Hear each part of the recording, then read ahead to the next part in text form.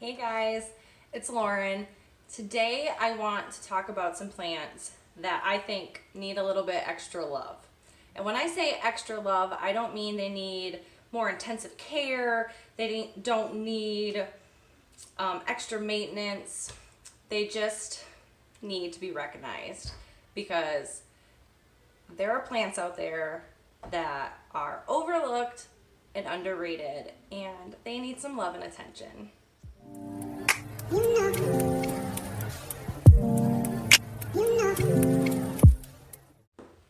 So the first plant, woo, look at my hair. Let's start over. So the first plant I want to start out talking about today is none other than the parlor palm. This is also known as Camidora elegans. I might be saying that wrong, like most of us do with the scientific names. This parlor palm is native to South Mexico and Guatemala. You can find these a lot of places, but I don't see this talked about very often. Now let me take it out of its little cachepot. It's one of those little plastic bags. I found it at Joann Fabrics for really cheap when they put their spring stuff on sale. But look how it's very lush, very easy to take care of. I literally let this thing dry out to the bone. Sometimes if I do forget to water it, however, some of the fronds will get brown and crispy, but for the most part, the maintenance on this guy is so easy. He's beautiful, he's easy to take care of, and I don't know why I don't see more of these in videos or on Instagram, and I think he just needs to be recognized. He's elegant, he's lush, and he's easy to take care of. So these look great up on shelves. I currently have this hanging in a north-facing window. I have it hanging in a macrame hanger, right on the curtain rod, and he seems to love his life there. So the next plant I want to talk about is the China doll plant. Give me the dirt. This is also known as Ratamachera senecio. This is native to Southern Asian. What? This China doll plant is native to Southern Asia and Taiwan.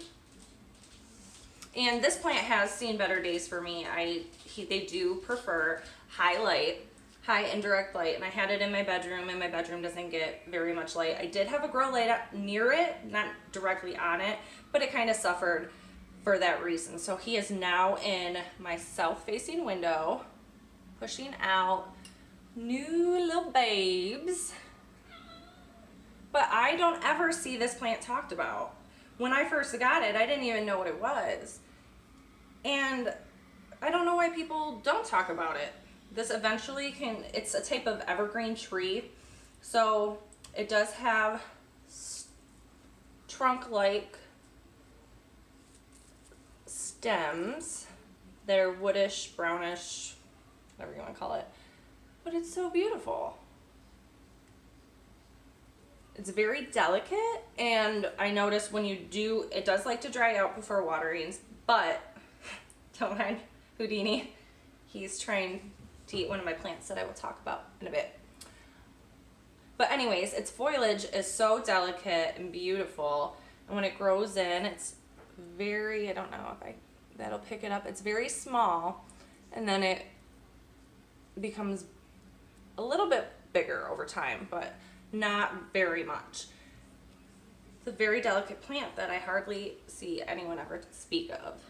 So if you have a China doll plant in your collection, let me know. Let me know how it's doing. I've seen ones that are huge, so I know this is little and it'll probably take a long time for it to become a substantially large plant, but I'm gonna try. So the next plant I want to talk about is the philodendron iridescens black cardinal.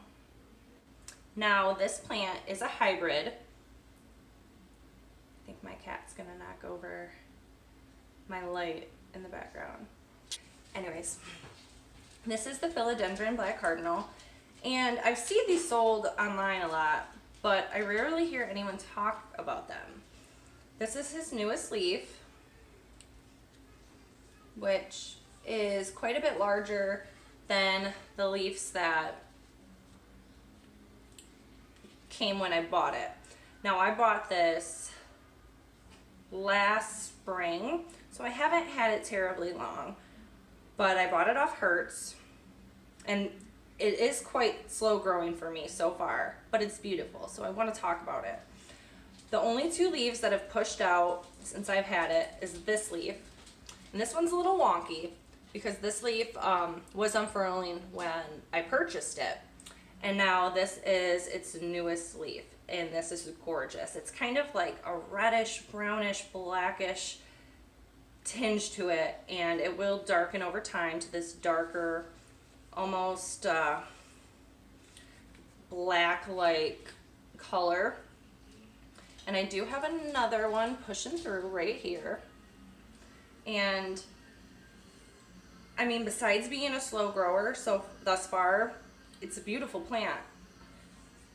Show me your black philodendrons, black cardinal philodendrons. I think the color of them are awesome. It adds some texture to your home if you just have, you know, the basic standard green plants. And I love him. He's easy. I water him when his soil dries out. I have him in my south-facing window. When I first got him, for the first maybe 7 months, give or take, I had him in my den, which doesn't get very much light, so I moved him out to my front room about a month and a half ago, and that's when this leaf finally pushed out. So put him in a south-facing window, or about 2.5 feet from a south-facing window, and he showed up for me. So isn't it beautiful? Pretty shiny. And that's a big leaf compared to the rest. Next up on my list, and this was the plant that my cat was trying to eat, is none other than my Bonnie spider plant. This is also known as a chlorophyllum. I do have some of the non-curly versions in my home, but I had those for a while now. I've had them probably going on 3 years, and that's kind of when I was a little bit more naive, or more of a novice, is that a word, of taking care of plants, and my cats got to them. So I've learned over time, these do not go on the counter, they go up high. So I had this down here in anticipation of filming this, and sure enough, my cat's sniffing it out, checking it out. Thankfully, these are non-toxic to animals. These grow so easily in any type of conditions, and I actually have better luck with the Bonnies than I do the regular straight-leafed spider plants. And this thing is pushing out babies everywhere. There's some in there that are about to shoot out stalks with babies on it as well. And I actually split this plant up and created a whole nother plant. These things, in my opinion, grow like wildfire. And they're great plants to propagate, give to friends. And this might not be an underrated plant. What's the words I'm looking for? This is a talked about plant. However, everyone kind of makes it seem so basic. And in a sense, I guess it is, but this is a staple plant. Everyone needs one. They grow so easily, they fill up spaces beautifully. I don't know if you can see in there, but right here, some babies are trying to come out. Over here, and they're beautiful. They're easy to take care of, like I've said, and they're not toxic. They purify your air even. I like keeping these in the bedroom. I have one at work and my office has windows, but my office is in the interior of a building and it gets no real sunlight. It's all artificial and it's doing great. One of my first plants. It will always be in my home. Everyone needs some type of spider plant. The only type of spider plant I have never owned is the Hawaiian or the full green. So if you have that in your collection, let me know how they do, if they're similar in care. I'm sure they are, but I don't know from experience, so I would love to learn. But they're great. He's a mischief maker. He's probably looking for another one of these to eat. Watch out for your kitties. Put certain plants up high. Hang them from your curtains like this. Put little hangers up in the ceiling. Find a way to get them up high so they don't eat them. Number 5 is my purple passion plant. These are gorgeous.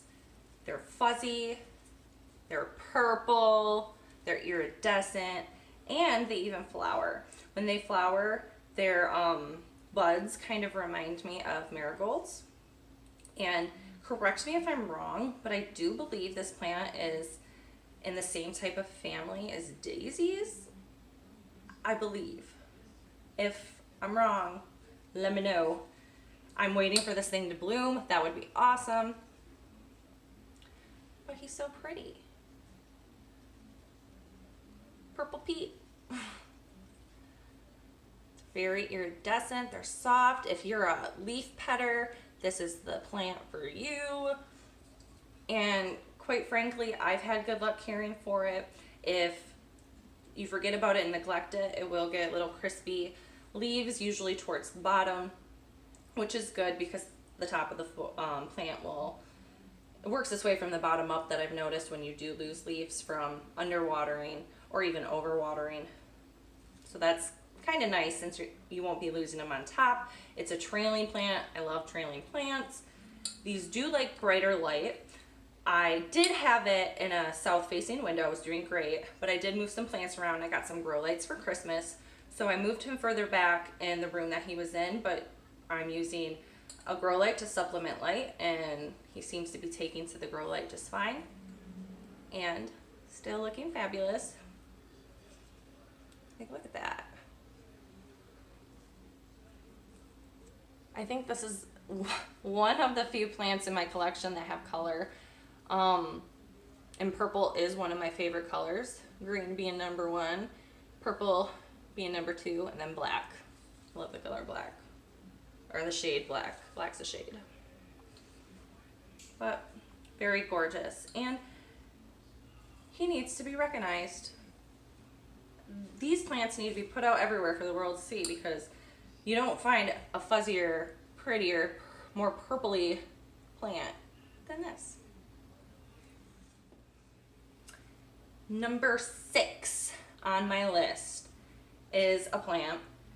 It's a type of agave, and I don't know if I've ever seen anyone talk about this or post about this on Instagram, on YouTube. I'm sure if I did a better search, I could probably find something. But this is the spaghetti strap agave. Super easy. All you need to do is neglect it. And it's so unique, it's so ornate and different, and it looks like hair. I need to find one of those cool head pots to put it in. My cat also likes this one. When I first got it, I did have it low, and you can see some of them got chewed up. I put it up high, give it a lot of light, and it will push out growth for you. I do have it kind of in a lower light situation. I have it hanging up right there, and this sliding glass door is a north door, and so it gets moderate light all day, but not nearly enough to push out extreme growth. So, but nonetheless, he's doing his thing. He is maintaining his foliage. He's pushing out new stuff in the middle. But I really have not heard many people, if at all, talk about this. Why aren't we talking about this? It's different, it's unique, and his name's Jose, because he's an agave plant, and I like Jose Cuervo. Find me, Jose Cuervo. And he's awesome. Beautiful. But your cats will try to eat it, unless if it's just mine. So keep it away from your cats.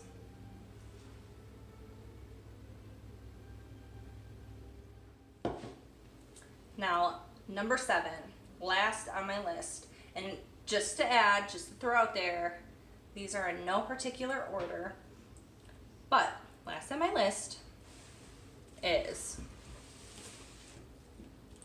the Schefflera, however you want to say it. This is my beautiful Schefflera plant. And this plant I grew all from cuttings from my mother's plant. When my grandfather passed away, someone brought us a huge Schefflera plant.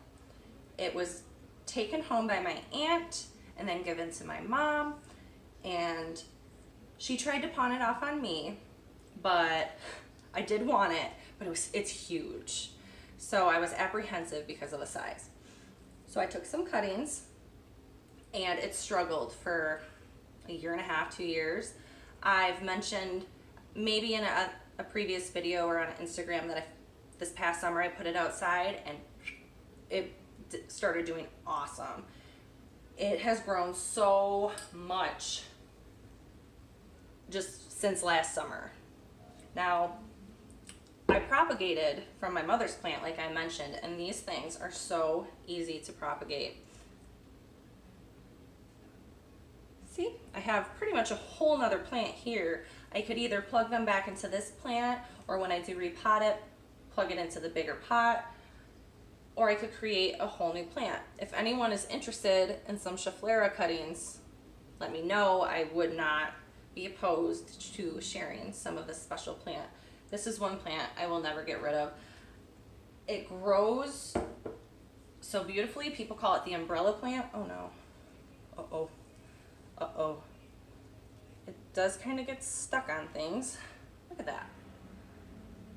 I could plant those up if I wanted, but it's the winter here in Michigan.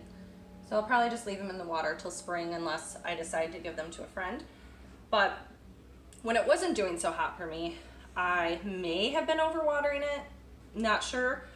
But now that I put it outside last summer and it's been flourishing, I just wait till it gets bone dry. He gets a lot of artificial light from a lamp. He's one of my floor plants. He sits on a little pot stand right under my lamp, and he does great. My cat is under, oh.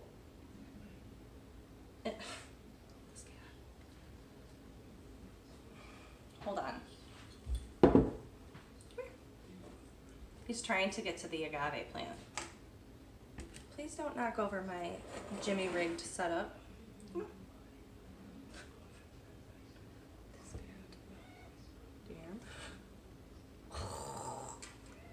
Sorry about that. Anyways, this Schefflera is underrated, and we need to talk about this more. We need to talk about all these plants more. They're gorgeous. You don't always need the rarest of plant to be satisfied. They all grow beautifully. They're all unique. They're all different. And we need equality when it comes to plant love. Is that weird? I think we do.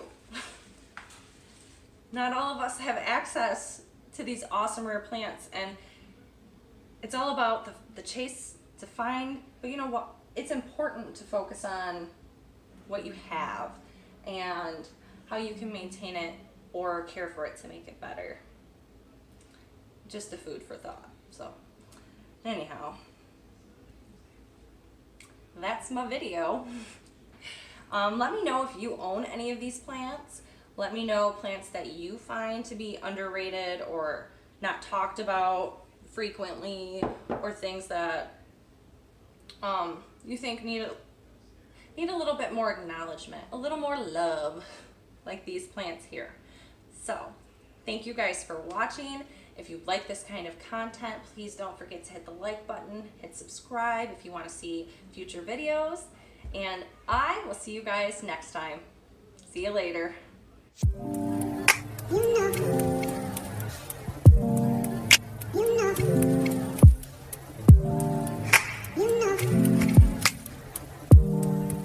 You know.